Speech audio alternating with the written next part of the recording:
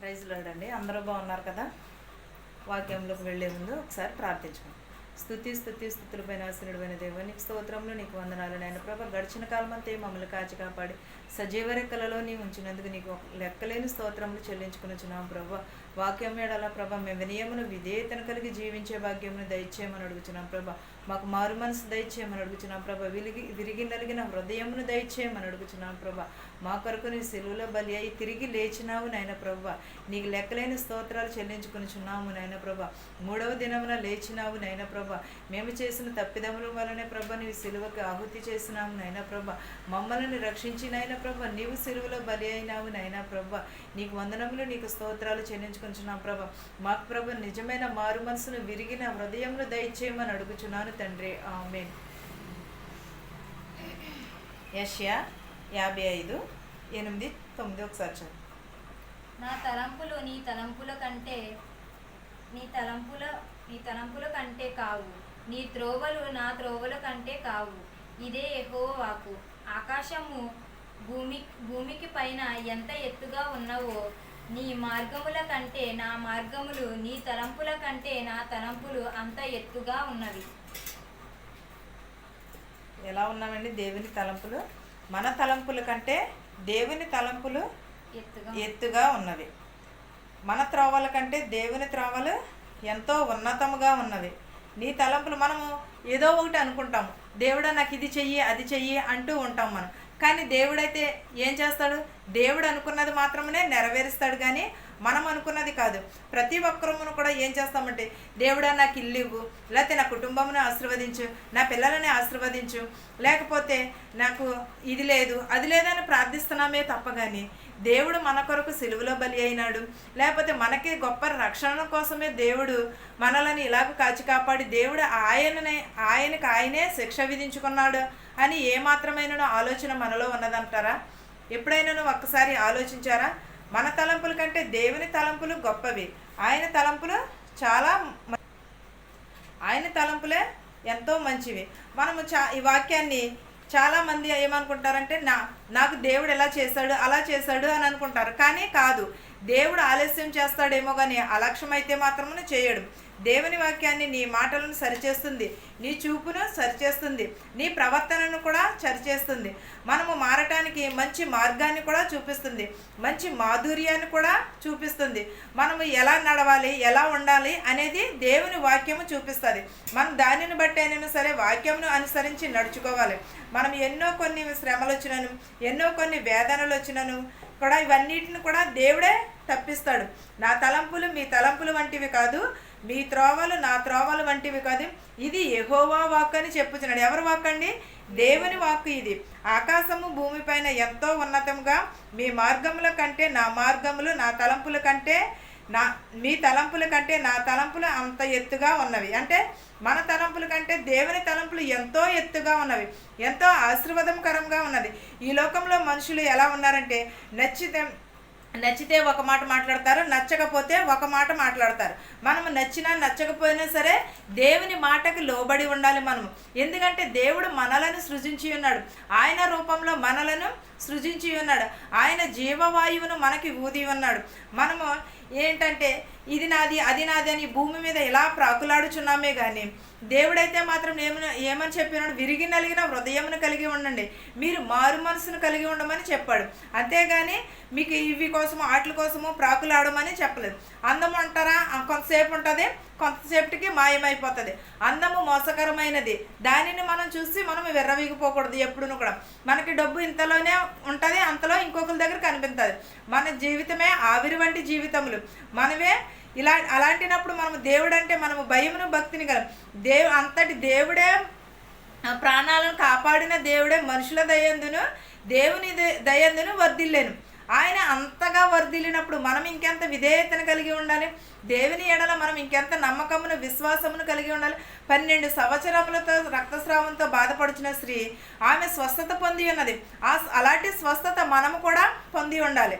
అలాంటి స్వస్థత మన కోసమే కదా దేవుడు సిలువలో ఆహుతి అయినాడు, మన కోసమే కదా దేవుడు సిలువలో బలి అయినాడు. మనం ఎప్పుడైతే దేవునిని నిందించేవారుగా ఉంటామో శ్రమలు మన కూడానే ఉంటాయి. మనం ఎప్పుడూ కూడా దేవునిని నమ్మాలి. ప్రార్థన మన జీవితాన్ని మార్చేస్తుంది. కానీ మనం ఎలా నడవాలో కూడా వాక్యం నేర్పిస్తుంది. మనం ప్రొద్దున్నే లేచి ఏం చేయాలి? వాక్యం చదువుకోవాలి, ప్రార్థన చేసుకోవాలి. వెంటనే ఫోన్ తీసేయడం కాదు, మెయిన్ ప్రార్థన ఏమనుకుంటామంటే టైం ఎంత అయిందా అని చూస్తాం, కానీ చూసిన వెంటనే ఇంకా అలాగలా ఫోన్ చూస్తూనే ఉంటాము తప్ప కానీ మన ప్రార్థన అనేదాన్ని మర్చిపోతాము.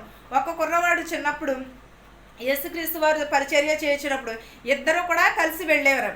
యేసుక్రీస్తు వారుని ఇద్దరును కూడా ఎక్కడికి వెళ్ళినా సరే కలిసి ఆ యేసుక్రీస్తు వారిని ఒక చిన్న కుర్రవాడు వెంబడించేవాడు. ఒక చోటను కూర్చుని నాకు దాహముగా ఉన్నది అని చెప్తారు యేసుక్రీస్తు వారు ఆ చిన్న కుర్రవాడికి.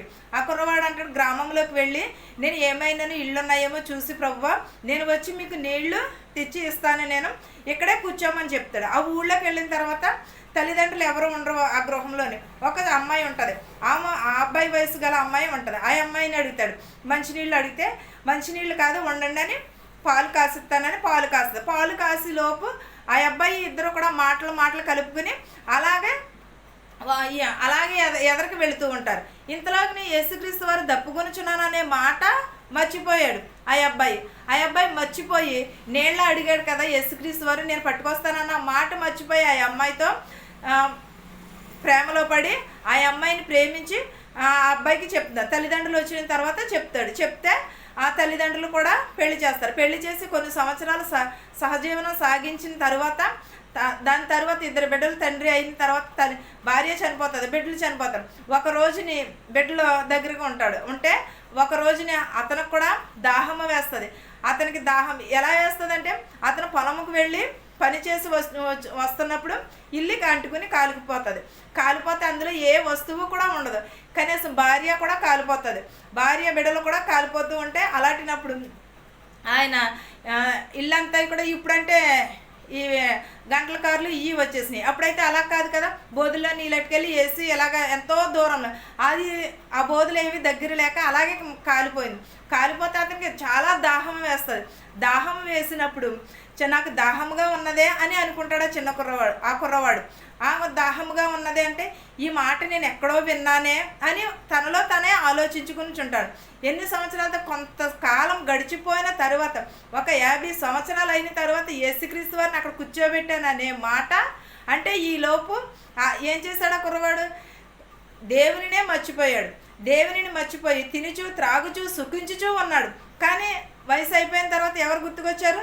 నేను యేసుక్రీస్తు వారిని అక్కడ కూర్చోబెట్టి వచ్చి ఉన్నాను కదా, నేను మంచినీళ్ళు. కానీ తిరిగి చూసుకుంటే ఏమన్నది ఏదీ కూడా లేదు. అప్పుడు ఆకాశం నుండి ఒక స్వరము వినబడినది, దప్పికొనుచున్నావా అనే మాట. అప్పుడు దప్పుకొనుచున్నానని నేనే ఎవరు అడుగుతున్నారు నన్ను ఎలా తిరిగి చూసుకునేసరికి ఎవరు కూడా కనిపించరు. అప్పుడు గుర్తుకొస్తుంది, ఓహో యేసుక్రీస్తు వారిని నేను ఒక చెట్టు కింద కూర్చోబెట్టి ఉన్నాను కదా, అదే దాహం ఈరోజు నాకు కూడా వేస్తుంది అని. అప్పుడు కంటే మనం దేవుని ఎంతలా నిర్లక్ష్యం చేస్తున్నాము, ఎంతలా మర్చిపోతున్నాం. దేవునికే దాహము కానీ మనకి దాహం ఉండదా? దేవునికే తప్ప కానీ మనకి కూడా దాహం వేస్తుంది. అలాంటినప్పుడు మన కష్ట సుఖాలన్నీ తీర్చిన దేవుడినే మర్చిపోతున్నాం. అలా ఎప్పుడూ కూడా ఉండకూడదు. మన కష్ట సుఖాలని మనము అన్ని పెద్దవాళ్ళు అంటూ ఉంటారు, మనకి కూడు కలిగితే కులాన్ని మర్చిపోతూ ఉంటారు అనేది. అదే రీతిని మనము కూడా కలిగి ఉన్నాము. నిజంగానే అలాగే ఉన్నాము మనం కూడా.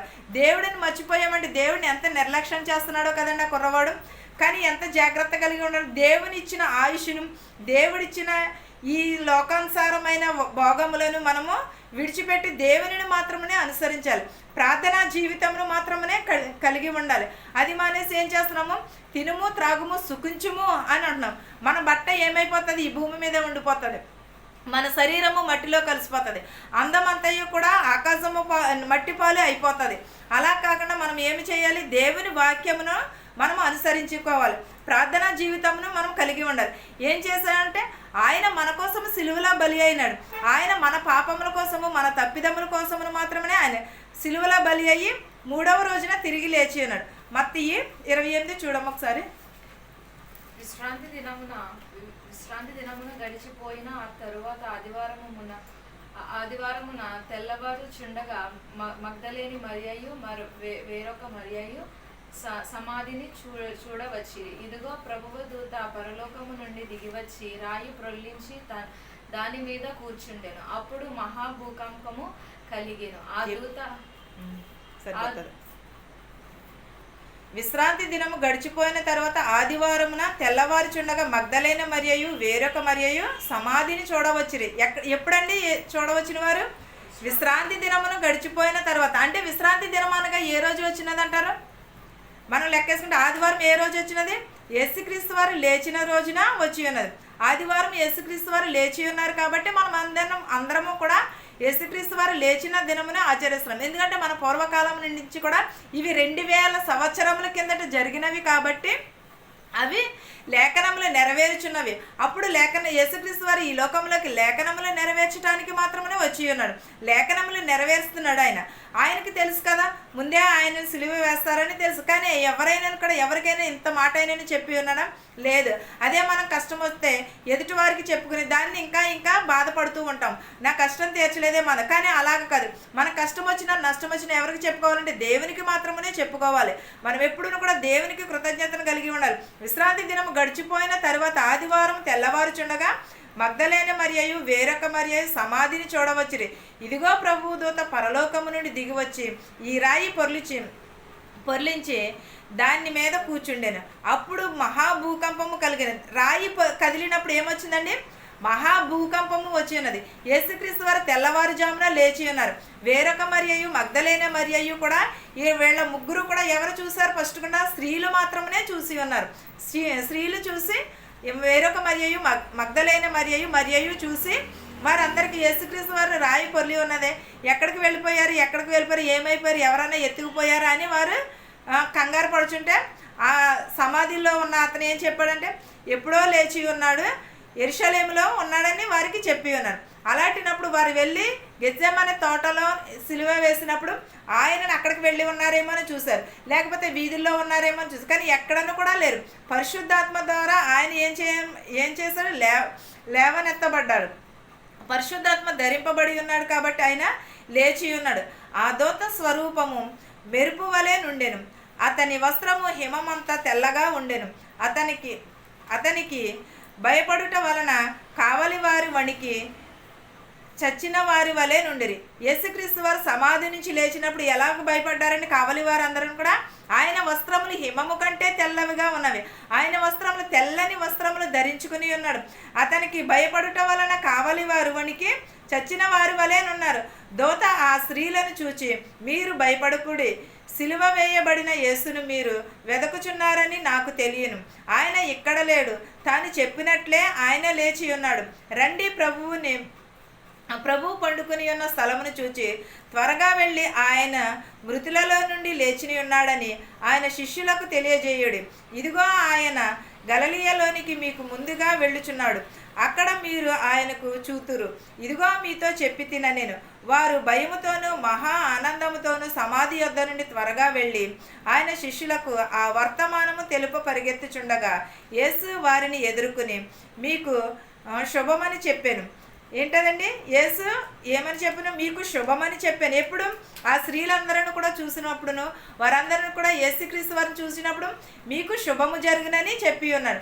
మగ్దలేన మరియ వేరొక మరియ అక్కడ సమాధిలో ఉన్నవారు కూడా యేసుక్రీస్తు వారు లేచినప్పుడు చాలా వణుకుతో భయముతోను వీళ్ళందరూ వచ్చి అడిగినప్పుడు కూడా వాళ్ళ సమాధి కాపరి వారు ఏమని చెప్పి ఉన్నారు? ఇక్కడ లేడు అని చెప్పి వెళ్ళి ఆయనని వెతికినప్పుడు యేసుక్రీస్తు వారు మీకు శుభమని చెప్పి ఉన్నాడు. అంటే యేసుక్రీస్తు వారు లేచి వాళ్ళందరినీ చూచి కూడా మీకు శుభమని చెప్పుచున్నాడు. మార్కు సువార్త 16. మీకు శుభమని. విశ్రాంతి దినము గడిచిపోగానే మగ్దలేని మరియయు యాకోబు తల్లి అయిన మరియయు సొలోమియు వచ్చి ఆయనకు కుయ్యవలెనని సుగంధ ద్రవ్యములు కొనిరి. వారు ఆదివారమున పెందల కాడే లేచి బయలుదేరి సూర్యోదయమైనప్పుడు సమాధి యొద్దకు వచ్చుచుండగా సమాధి త్రోవ నుండి మన ద్వారము నుండి మన కొరకు ఆ రాయి ఎడమకు ప్రొల్లించింది. ఒకరితో ఒకరు చెప్పుకొనుచుండిరి. వారు వచ్చి కనులు కనులు కనులెత్తి చూడగా రాయి పొర్లిపడి యుండుట చూచిరి. ఆ రాయి ఎత్తి ఎంతో పెద్దది. అప్పుడు వారు సమాధిలో ప్రవేశించి తెల్లని నిలువుటంగి ధరించు కొనియున్న యొక్క పడుచువాడు కుడివైపున కూర్చుండుట చూచి మిగుల కలవరపడిరి. ఇప్పుడని విశ్రాంతి దినము గడిచిపోగానే మగ్దలేన మరియయు యాకోబు తల్లి అయిన మరియయు సలోమియు వచ్చి ఆయనకు పూయవలెనని సుగంధ ద్రవ్యములు తీసుకుని వచ్చి ఉన్నారు. యేసుక్రీస్తు వారికి పూయవలెనని సుగంధ ద్రవ్యం, ఎందుకంటే నేను 3వ దినమున లేస్తానని చెప్పి ఉన్నారు కదా యేసుక్రీస్తు వారు. లేఖనములు నెరవేర్చడానికి వచ్చి ఉన్నారు కదా. ఆయన చెప్పిన లేఖనములు నెరవేరుతున్నాయి కాబట్టి ఇది కూడా నెరవేరినేమో అని ఆశతో వచ్చి ఉంటారేమో అండి. వాళ్ళందరూ కూడా ఆశతో వచ్చి ఉంటారు.